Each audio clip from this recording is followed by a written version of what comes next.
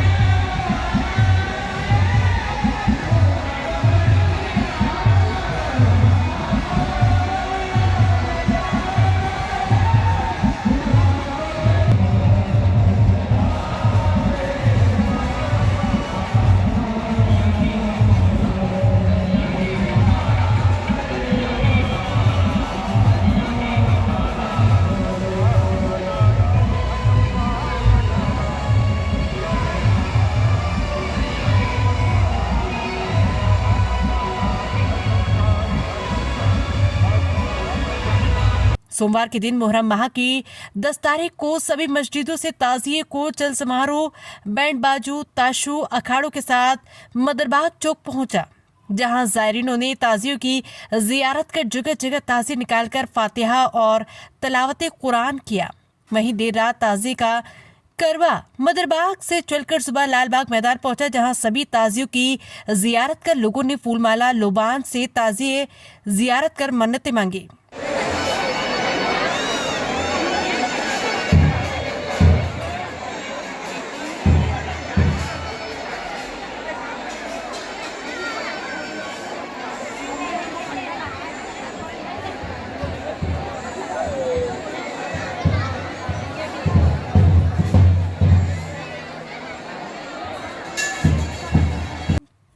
इस अवसर पर प्रतिवर्ष अनुसार इस वर्ष भी हुसैनी लंगर कमेटी द्वारा सभी के लिए लंगर का प्रोग्राम रखा गया।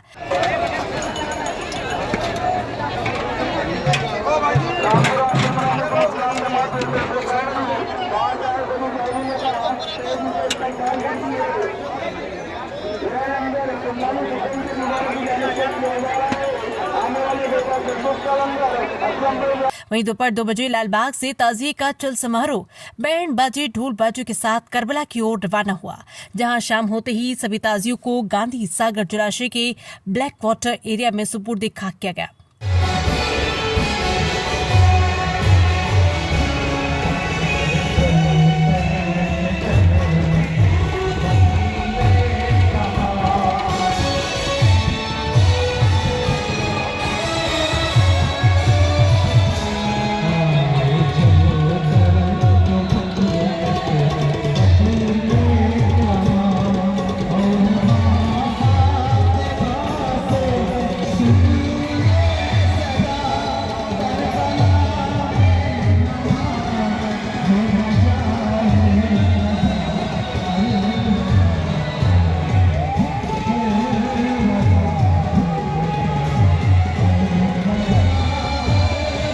आलम इस्लाम की तारीख बन गई करबला की जंग। बता दें कि करबला के मैदान में नवासा रसूल हजरत इमाम हुसैन और उनके कुनबे को यजीद के लश्कर ने 10 मुहर्रम को शहीद कर दिया था।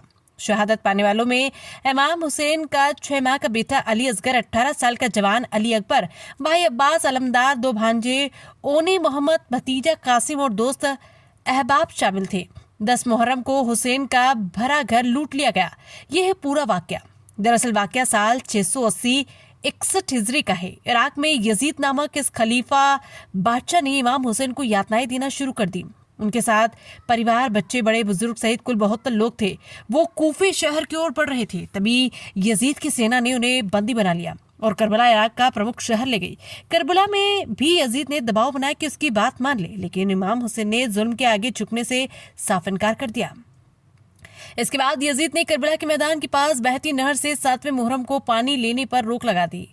हुसैन के काफिले में 6 माह तक के बच्चे भी थे, अधिकतर महिलाएं थी। पानी नहीं मिलने से ये लोग प्यास से तड़पने लगे। इमाम हुसैन ने यजीद की सेना से पानी मांगा, लेकिन यजीद की सेना ने शर्त मानने की बात कही। यजीद को लगा कि हुसैन और उनके साथ परिवार, बच्चे व महिलाएं टूट जाएंगे और उसकी शरण में आ जाएंगे, लेकिन जब ऐसा नहीं हुआ, 9वें मुहर्रम की रात हुसैन ने परिवार व अन्य लोगों को जाने की इजाजत दी और रात में रोशनी बुझा दी। लेकिन उन्होंने कुछ देर बाद जब रोशनी की तो सभी वहां मौजूद थे। सभी ने इमाम हुसैन का साथ देने का इरादा कर लिया। इसी रात की सुबह यानी 10वें मुहर्रम को यजीद की सेना ने हमला शुरू कर दिया। 680 इस्लामी 61 हिजरी को सुबह इमाम और उनके सभी साथी नमाज पढ़ रहे थे, तभी यजीद की सेना ने घेर लिया। इसके बाद हुसैन व उनके साथियों पर शाम तक हमला कर सभी को शहीद कर दिया। क्या कहता है इतिहास? इतिहास के अनुसार यजीद ने इमाम हुसैन के 6 माह और 18 माह के बेटे को भी मारने का हुक्म दिया। इसके बाद बच्चों पर तीरों की बारिश कर दी गई। इमाम हुसैन पर भी तलवार से वार किए गए। इस तरह से हजारों यजीदी सिपाहियों ने मिलकर इमाम हुसैन सहित 72 लोगों को शहीद कर दिया। अपने हजारों फौजियों की ताकत के बावजूद यजीद इमाम हुसैन और उनके साथियों को अपने सामने नहीं झुका सका। दीन के इन मतवालों ने झूठ के आगे सिर झुकाने की बजाय अपने सिर को कटाना बेहतर समझा और वो लड़ाई आलम इस्लाम की एक तारीख बन गई।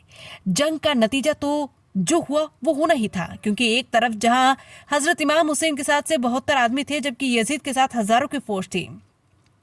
नतीजा ये हुआ कि जंग में एक एक करके हजरत इमाम हुसैन के सभी साथी शहीद हो गए। आखिर में हुसैन ने भी शहादत हासिल की।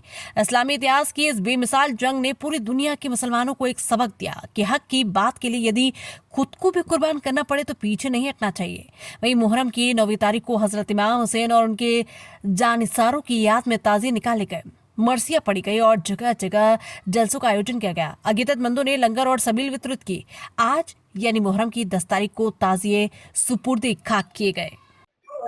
मैं मुहर्रम तो सारे हिंदुस्तान में बनता है, लेकिन रामपुरा की बात कुछ अलग है। ये सांप्रदायिक एकता का सबसे बड़ी मिसाल यहाँ पर है, जो आज के दिन यहाँ इतना बड़ा लंगर होता है, दूर दूर से लोग यहाँ आते हैं और ये एक आध साल कर लेना बहुत आसान बात है। 47 सालों से एक परंपरा को बना के रखना, ये एक बहुत बड़ी बात है।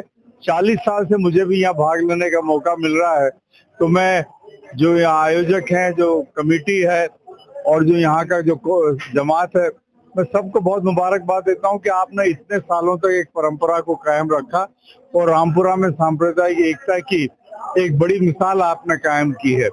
मैं समझता हूँ ये परंपरा इसी तरीके से आगे चलती रहेगी। हुसैनी लंगर कमेटी का शुक्रिया अदा करता हूँ कि आपने हम सब लोगों को यहाँ आमंत्रित भी किया और जो मोहब्बत, स्नेह, प्रेम जो आज यहाँ देखने को हमेशा मिलती है। हम लोग सतत यहाँ लगभग 20 सालों से चले आ रहे हैं और जैसा कि 47 साल से ये लंगर चला आ रहा है। हमारे वरिष्ठ 87 साल के यूनुस भाई भी यहाँ उपस्थित हैं, रफीक भाई यहाँ उपस्थित हैं, साजिद भाई, हमारे सदर साहब आरिफ भाई, सभी लोगों ने मिलकर ये जो प्रयास किया है, ये प्रयास केवल एक लंगर या एक दावत ही नहीं, बल्कि मैं कहूँगा कि ये जो शहादत का जो समय है, इसको आपने एक ऐसा महत्वपूर्ण कार्यक्रम बना दिया कि आज सब लोग यहाँ सामाजिक एकता के नाम पर एकत्रित हैं और हम सब लोग ने आज यहाँ आपके साथ दावत ली। हम सब आपका शुक्रिया अदा करते हैं। धन्यवाद। जय हिंद। जो इमाम हुसैन साहब की शहादत के इस त्याग के पर्व पर जो 47 वर्षों से हुसैनी लंगर रामपुरा के सभी साहिबान, सभी जमात के लोग और जो इमाम साहब ने संदेश दिया, उस संदेश को, मानवता के संदेश को आगे बढ़ाने के लिए रामपुरा में जो 47 वर्षों से लंगर चल रहा है, ये अपने आप में पूरे मालवा क्षेत्र के लिए एक मिसाल है। और मैं ऊपर वाले से यही दुआ करता हूं कि रामपुरा वासियों को, पूरी कमेटी को और हमारे सदर साहब, नायब सदर साहब, खजांची साहब, जो हमारे बुजुर्ग चाचा और सभी लोग यहाँ पर हैं, क्योंकि मैं सभी लोगों को सलाम करते हुए उन्हें बहुत बहुत धन्यवाद देता हूं कि वो ऐसा शबाब का काम 47 वर्षों से निरंतर कर रहे हैं और ऊपर वाला उन्हें शक्ति दे कि ये 100 वर्षों से भी ज्यादा चले।